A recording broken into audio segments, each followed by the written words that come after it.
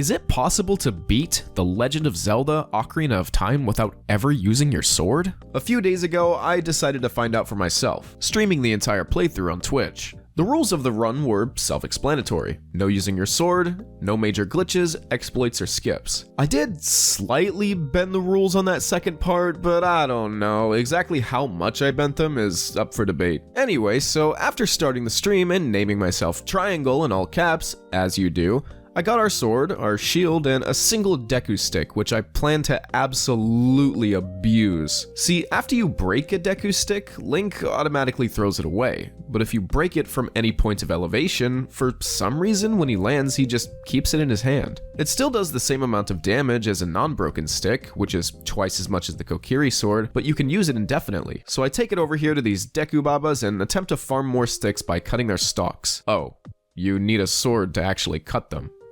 Huh. That's fine, I thought to myself. I'll just hit them with rocks instead. And that's when I started to realize the run may have been over. I gave it my best shot, but I just couldn't think of any way to progress from here. Nah, I'm just kidding. I went and farmed rupees so I could afford more sticks. Then I ran out in the dungeon anyway because I didn't buy enough. Oops. Eventually, though, I beat the first dungeon. This was a valuable lesson early in the run. Always take more sticks than you think you'll need, because if you run out, you're going to be backtracking a while to either buy or farm for more. Next, I went straight to Castletown and did the slingshot minigame until our rupees were maxed out. I used this money to upgrade my Deku stick capacity, then headed off towards Lake Hylia, where I started the Scarecrow Song side quest. Afterwards, I went to the fishing hole, a pivotal part of this run for me personally. Now, you might be wondering why. This is mostly for fun, but there's a certain glitch you can perform that allows you to steal the fishing rod. Once you do, your sword will be replaced by it in the overworld. Take this a step further by going into any body of water, pausing and unpausing the game, and bam, your sword is completely gone. Now we don't even have the option to use it. I tried to do as much of the run as possible without even having the sword equipped. It's more fun to do it this way, it feels more authentic. Afterward, we talked to Zelda, went to Death Mountain, and did pretty much all we needed to do to get Dodongo's Cavern open. There actually wasn't much of note here, it was basically just doing the dungeon but with Deku sticks instead of your sword. Funnily enough, this isn't the first time I've done this, since I've done a few randomizer playthroughs in the past. Killed King Dodongo, and now we moved on to Zora's Domain. I was running kind of low on sticks by the time I got there, but luckily I found this pot that drops a single Deku stick every time you reload the area. Get the scale, the letter. I'm sure anyone watching this video is already familiar with Ocarina's story beats. Once again, I found that the dungeon was surprisingly okay. It went by pretty quickly. I mean, by that point, I was pretty used to using the Deku sticks. I was even starting to feel pretty confident. We'd gotten through every child dungeon in just a few hours. However, as you may know, once you become Adult Link, you can no longer use Deku sticks. But I had a plan for that. I think a lot of people don't know this, but in Ocarina of Time, you can actually do a lot of the adult dungeons out of intended order. And this isn't through glitches or sequence breaks, it's just how the game is designed. It's way more open-ended than just going from point A to point B. For example, the first 3 temples you're supposed to do are forest, followed by fire, followed by water. But instead, you can choose to do fire, then forest, then water, or even forest, then water, then fire. It's cool, and it's important for the run, since I wanted to get the Megaton Hammer as early as I could. So after pulling the Master Sword and accidentally giving Ganondorf the power to destroy everything, we got Epona and headed towards Lake Hylia to do the fishing rod glitch again. That way, Adult Link also wouldn't have a sword. But when I got there, the Scarecrow Song didn't work for some reason. I still have no idea why. I even went back and checked the VOD. I played the song the exact same and it just didn't go through.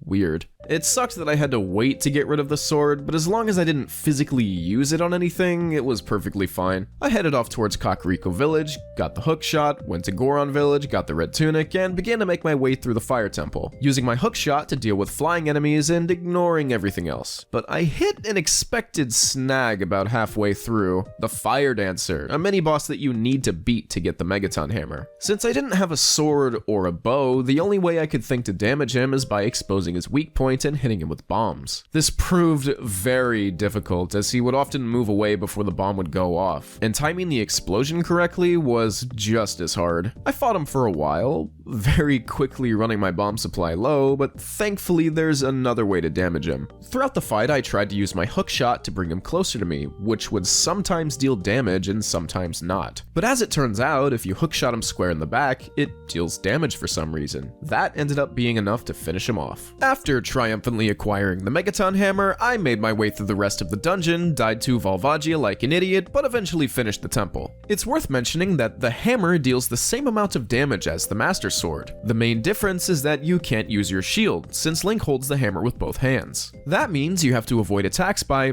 dodging rather than blocking. This was very interesting, as it completely changed the way that I approached pretty much all enemy encounters. Normally when I play Ocarina, I just block with my shield, stun everything with Deku Nuts, and jump attack them into oblivion. But this time around, I had to be much more tactical with my movement and wait for the right time to strike. This was really cool, and in some ways it felt like I was playing the game for the first time again. I love that. It's so much fun to explore a game you're familiar with in a completely new way. Next up was the Forest Temple, my personal favorite dungeon in the game. I didn't run into any issues this time around, as the hammer dealt with pretty much every enemy the game threw at me, but I did deflect all of Phantom Ganon's energy orbs with an empty bottle. I just think it's a fun little Easter egg. From there, we unlocked the Pedestal of Time and finally went back to unlock the Scarecrow song. I'm still not sure why it didn't work the first time, but whatever, as long as it works. And that's where I decided to end the stream for the day. A little over 6 hours in, and we were around halfway through the game. I thought we made pretty good progress, and I was excited to jump back in the next day. I logged off, uploaded the VOD on YouTube overnight, and was back at the run the following afternoon. First thing I did was redo the fishing rod glitch, get rid of our sword, and head towards the ice cavern. The cavern itself wasn't too bad, but admittedly, fighting freezards is always annoying, even more so with something as slow as the Megaton Hammer. But either way, we got the iron boots, freed King Zor with the blue tunic, and arrived at the best temple in the game. That's right, you thought it was the Forest or Shadow Temple, but nope,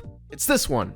Right here. Did I also mention I'm a professional liar? All jokes aside, getting through the water temple was pretty standard. Just your typical pausing and unpausing and raising and lowering the water level like we all know and love. But I have a tip for this dungeon's mini-boss, Dark Link. Did you know he can actually be stunned by Deku Nuts? Not if you hit him head on, he'll dodge those, but if you throw it off to the side, he can be stunned just like any other enemy. It turns a notoriously difficult boss into a complete cakewalk. Other than that, we fought Morpha, beat the dungeon, and moved on. You may have noticed that I haven't gone too in-depth on a lot of the dungeons themselves, but that's because there hasn't been much of a reason to. A good portion of them are just puzzles that don't involve using the sword to begin with. Besides, enemy encounters were easily dealt with using either my hammer or my bow. At this point, I was feeling pretty confident in this run. I hadn't really encountered any major issues or roadblocks. Everything was going smooth as butter. And that extended into the bottom of the well. In fact, you can skip pretty much this entire dungeon if you just go straight to the Dead Hand, this mini dungeon's infamously terrifying mini boss. After defeating him with Deku Sticks, I got the Lens of Truth and optimistically stepped foot inside the Shadow Temple, ready for yet another easy dungeon. That was until... yeah, that's right, the Dead Hand cannot be hurt by the Megaton Hammer. Why? I have no clue. But it meant that I was going to have to find another source of damage. I tried arrows, bombs, Din's fire, my hook shot, yeah, nothing worked. And that's when I thought the run was officially over. After all I'd been through, all the trials and hardships, that was it. Okay, once again, not really. I knew of a few other things off the top of my head that could probably help us out here. They were both glitches / exploits, but for the sake of the run, I allowed myself to try them. The first method involved going back to the fishing hole and once again performing the fishing rod glitch. If you get into the water, climb back out, then pause and unpause your game, for some reason it replaces your B button with Deku Sticks instead of leaving it empty. If you're on official hardware, this allows Adult Link to use Deku Sticks in place of his sword. However, I was playing this emulated through RetroArch, so I knew it had a chance of just straight up crashing the game. I gave it a go, and... 2, 1, B. Whoa. What is happening here? Yo, what the fuck? Is this supposed to happen? No, it's either just supposed to crash or be invisible. Yeah, I have absolutely no idea what this was, but hey, at least the sticks worked for the time being. Yes. All right, I need to see the effectiveness of these sticks. Oh no. The game crashed. It did indeed crash. That's right. The game crashed. The Deku sticks weren't going to work. Okay, so I had to fall back on plan B. This involved performing what is known as a mega flip, which I for some reason called a super flip during the stream, but don't pay attention to me, I don't know what I'm talking about. Mega flips are a commonly used speedrun tactic. All it is a backflip that's had its distance extended by a bomb explosion. All you need to perform this is a bomb and a shield. The plan was to return to the temple as Child Link, kill the dead hand with Deku sticks, then come back as Adult Link to finish the rest of the dungeon. I killed myself trying to do this and then ran out of bombs. Because of course I did. But it's alright, not all hope was lost, because there's a second, much easier version of the bomb flip where you use Nehru's Love. All we had to do was get through Gerudo's fortress and reach the Desert Colossus through the Haunted Wasteland. After getting thrown in jail a couple times because I suck at this game, I eventually freed all the carpenters, made my way through the Haunted Wasteland, and bam! I got Nehru's Love, made sure I had enough bombs, and attempted the mega flip once more. It took a couple of tries, but this time around I actually managed to do it, much to my excitement. The dead hen fell to my almighty Deku sticks, awarding me with the hover boots and allowing me to continue the dungeon as Adult Link, which was so easy that I died. And the moment I died, guess what? My B button was spontaneously replaced by a Deku stick. This essentially meant that I was playing in swordless hard mode. Press B by accident, I crashed the game, which I did. It sucked. Then, by the time I got to Bongo Bongo, the temple's boss, I realized another thing. He can't be hit by the Megaton Hammer either! And guess what? Arrows don't work, he moves too quickly to try bombs, the hookshot doesn't deal damage, it's the same story as the dead hand. Why? Why this dungeon? Why are both the mini-boss and main boss immune to the hammer? So, I tried my sticks and it crashed the game. Wonderful. And that was it. The end of the... Okay, so what now? I decided to give the boss another go, this time testing to see if crouch attacks would do anything. To my surprise, they actually did, but only if you don't use another hammer attack beforehand. Why is that? Well, crouch stabs in Ocarina have a very peculiar property.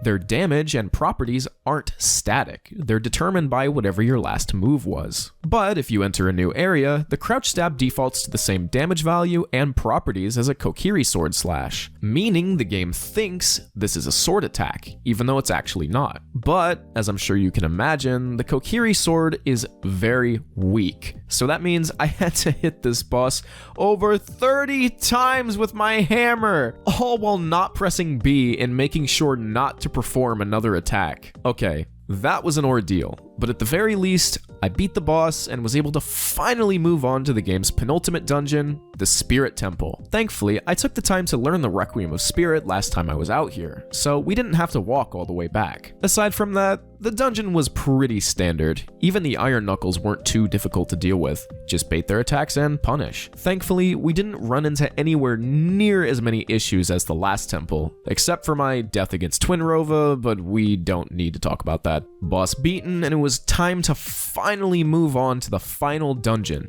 Ganondorf's castle. There's not much to talk about for most of it, as it primarily consisted of puzzle solving, and it didn't take very long to get through either. After a short series of enemies, we were finally facing Ganondorf, his first phase at least. Once again, I decided to use an empty bottle to deflect his projectiles, because that will be entertaining until the day I die. The king of all-encompassing evil, wielder of the Triforce of Power, felled by a bit of glass. And I'm guessing the repeated hammer strikes probably weren't very good for his health either. After a few light arrows and a couple of minutes, he was officially down for the count, kicking off the tower escape sequence and leaving us outside the castle's ruins. This was where it was officially about to end. Ganondorf springs from the rubble and transforms into his iconic beast form, Ganon. Before the first phase of the fight, Link's sword is knocked out of his hand, rendering him unable to use it, which is funny because that's kind of just what we've been doing the whole game anyway. Contextually, this is supposed to be a big moment, but it felt a little silly here after this particular playthrough. The fight itself is pretty straightforward. Shoot him with light arrows, wrap around his backside, and whack him on his big rainbow tail with our trusty hammer. After a few minutes, I was able to get my sword back, but I didn't quite plan on using it just yet. I still wanted to see how far the hammer would take us. I continued the fight, hitting him again and again and again.